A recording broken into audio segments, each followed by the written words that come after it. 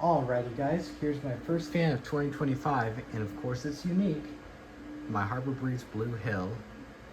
I picked this fan up from eBay last month, and it specifically dates back to May of 2015. I got this fan because it was recognized as the most energy efficient fan of 2014, and I'm thrilled to say that I finally have it in my collection. But although it looked like it had never been opened from its special order box, and it's right here by the way, it does say Energy Star on there. It's not your average Lowe's box with signatures on it. Right here is just some information about the speeds and stuff. So although it never was really opened, or at least I think, it had a dead receiver. It's right here, and it's dead, of course. It's probably the work of some Long Island scammers who knew that this fan was defected, didn't want to trash it away. So I had to end up replacing this receiver with one from Amazon that was originally meant for the newer Casablanca DC Stealths. And the two receivers are nearly identical, except in how the ground wire is configured with one, and that the new receiver that it uses, the color is brown. So here's some things to note. So it was made by Fanimation. It was sold exclusively as special order from 2013 through 2015, although I don't exactly know when production stopped for this fan. It's controlled by a 6-speed Fanimation DC remote with a hole instead of a light option here. It's in a chrome finish with white blades, although this fan does create the illusion that the fans are in chrome. And as for the motor, let me go show you that.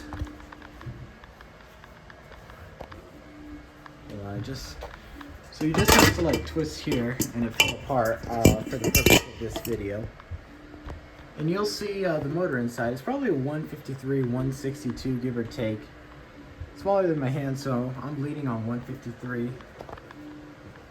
And you can see the flush mount hardware here. Nothing inside, just canopy. So let me go put that back on.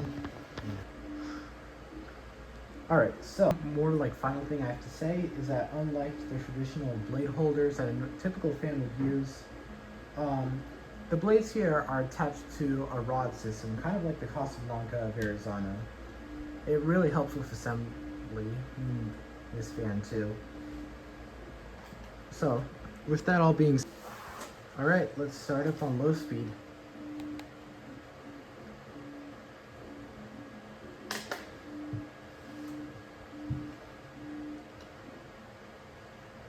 So it does jerk back and forth, but it's just what all DC fans do to get up to speed. As you can see, it's going pretty good right now, but I find that the low speed is a little bit fast for what I'd like. Maybe it's because I'm used to like other Casablancas that were a little bit on like the slow side of it, but I just find it a little quick in my opinion.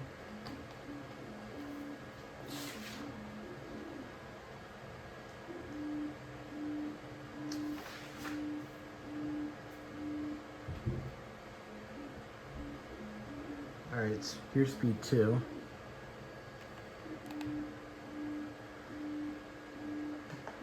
Now, what I find interesting about this fan is how the blade mechanism can be inversely mounted. So you can actually like mount the white blades like upside down if you want. I would definitely I'm curious to see how that like affect airflow. I might experiment on that and share you my results with an aerometer. But yeah, so far so good. All right, here's speed 3.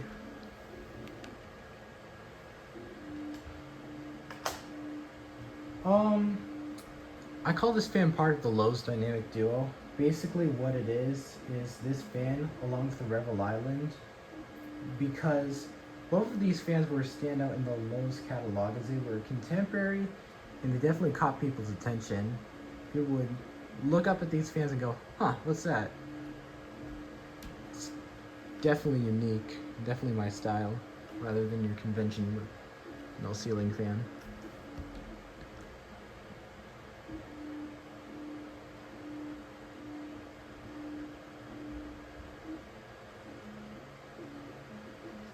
Alright, here's speed 4. This would also be known as medium speed.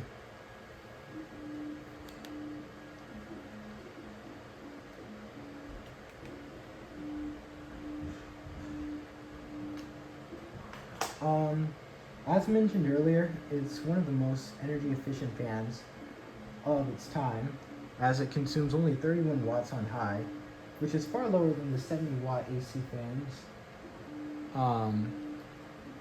It's probably due to its simplistic design. It weighs, it's pretty light and really aerodynamic, so all these factors contribute to it. Also kind of ironic because what's also a DC fan is the Rock Hall, which consumes like 170 because of its clock.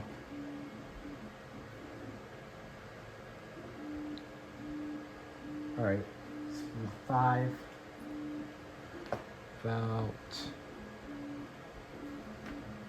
Now.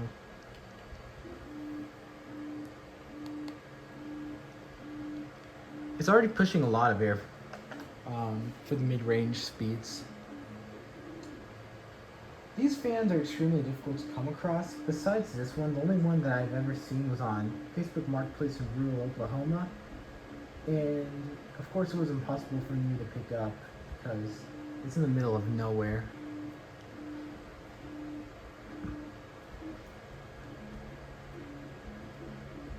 Right now it's going pretty good though.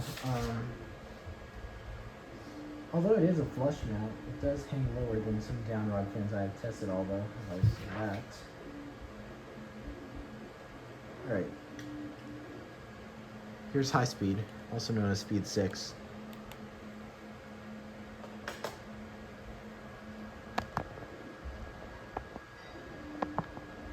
So I'd like to say this fan's going probably 180, 190 maybe.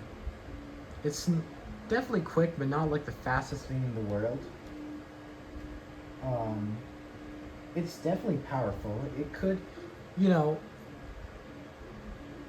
Lowe's could have definitely marketed this as a industrial flush mount fan and put like one of their industrial motors inside, but because they decided to stick to residential, I believe that it didn't get as much sales as it should have had. So let's give you an airflow test.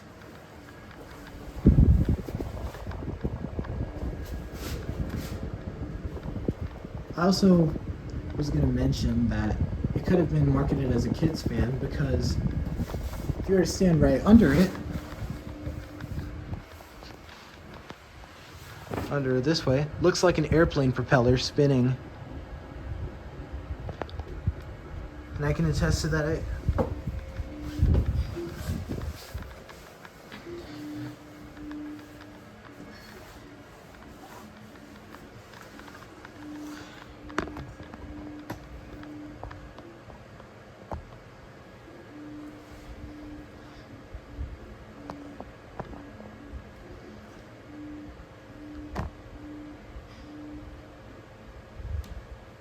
This thing's incredibly silent. It does have an issue where if you have to mount like the canopy wrong, it does create a little bit of a scraping noise because there's these annoying 3 screws that get in the way. You just have to tilt the canopy around until it stops making noise.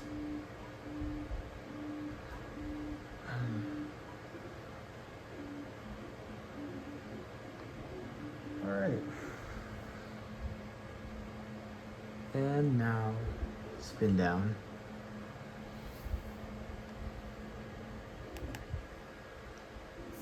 In summary, this fan is truly unique, rare, and quite efficient fan. I find it kind of a shame that it wasn't marketed properly. Hold on, I also do want to note that spin down's really, really quick. It just stopped. Shame it wasn't marketed properly, but it just makes it even more of a collector's item. Fans, hold on.